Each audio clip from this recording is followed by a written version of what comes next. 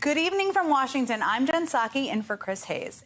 In just 2 days on Wednesday, Republican candidates will meet on a stage in Milwaukee for the first Republican primary debate this cycle.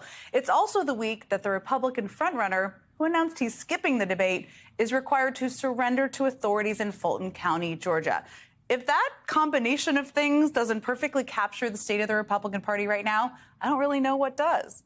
And today, Donald Trump's lawyers met with Fulton County prosecutors to discuss his surrender over the 13 felony count indictment brought by District Attorney Fani Willis, where prosecutors say he orchestrated a criminal enterprise to steal the 2020 election in Georgia.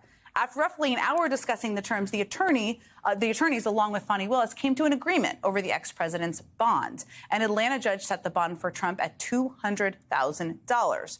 The order also includes some striking language, which stuck out to me, and a stark warning for the ex-president. It says, quote, "The defendant, Donald J. Trump, shall perform no act to intimidate any person known to him or her to be a co-defendant or witness in this case, or to otherwise obstruct the administration of justice." Wonder why that was all needed in there. The agreement orders him to not make any threats against any witnesses or co-defendants, including threats made on social media. And the ex-president is ordered not to discuss the case with his 18 co-defendants. One of those defendants, Trump attorney and fake electors schemer Kenneth Chesebro, had his bond package set at $100,000 today after his attorneys were spotted meeting with prosecutors at the courthouse. Meanwhile, co-defendant and fake electors coup memo author John Eastman also had his bond set at $100,000. All 19 defendants, Trump included, including him, of course, have until Friday to surrender.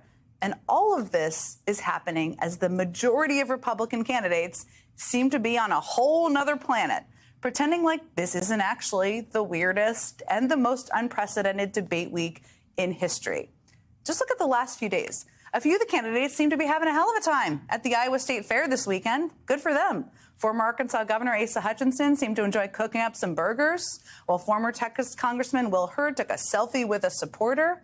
And every major Republican candidate, except the one who has just been indicted, participated in a forward-looking, policy-driven forum in Georgia. That all sounds refreshingly normal-ish, right? I mean, it's normal. Maybe we're back to normal. Except here's the problem, the big problem. Things are not normal.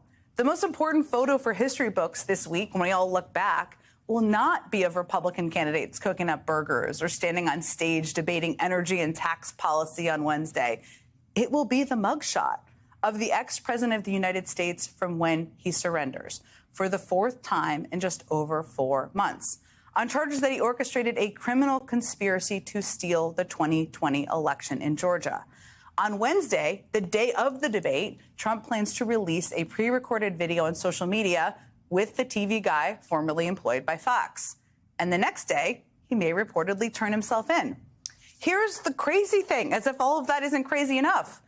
Despite the indictments thing, the jail thing, and even the mugshot thing, Donald Trump is still absolutely crushing everyone in the Republican field by double digits. Coming up, we will talk to Steve Kornacki and Iowa pollster Ann Seltzer to discuss a striking new poll from NBC News and the Des Moines Register that shows Trump leading DeSantis by over 20 points, and some interesting data underneath there as well. And most candidates do not know exactly what to do with these numbers because they haven't moved that much in a while. So they keep talking about looking forward and not looking back instead of attacking Trump head on. I don't think it serves us good to have a presidential election focused on what happened 4 years ago in January. And so I want to focus on looking forward. I don't want to look back. We have to move forward. We've got to quit living in the past. I look forward to having a conversation and, frankly, even a debate about the future of this nation. I think we need to move forward as a country. We've got to be looking to the future, not to the past. But the problem is that all of this talk about looking forward, which, by the way, is very normal campaign speak, only ignores the big political elephant in the room, Donald Trump. Or maybe he's not in the room if you talk about the debate on Wednesday. It is based on this argument they all seem to be making that the Trump indictments have nothing to do with the policy issues presidents deal with. That's just a distraction over here. There's this cop-out argument that you can either be talking about Trump, his legal issues in the past, or policy and the future. There are a few more fundamental policy positions for presidents than how you view democracy and national security of the country you want to lead, including their national security secrets. So let's start with the federal indictment around Trump's mishandling of classified documents and obstruction of justice.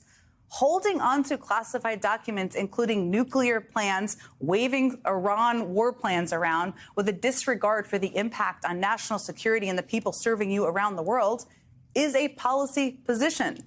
Then there's the other federal indictment brought by special counsel Jack Smith for Trump's attempted scheme to steal the 2020 election. Believing your victory, your win, is more important than the will of the public is a policy position. As a sidebar, one that dictators take. Attempting to bend the justice system to benefit you is a policy position. You don't see the role of an independent judiciary. That's a pretty important position to have. So have a conversation about policy issues. We can all embrace that. But don't leave the core ones of the future of our democracy, the protection of our national security secrets, out of the conversation. Because silence on those should be taken as complacent agreement with the policies of the current and overwhelming Republican primary frontrunner.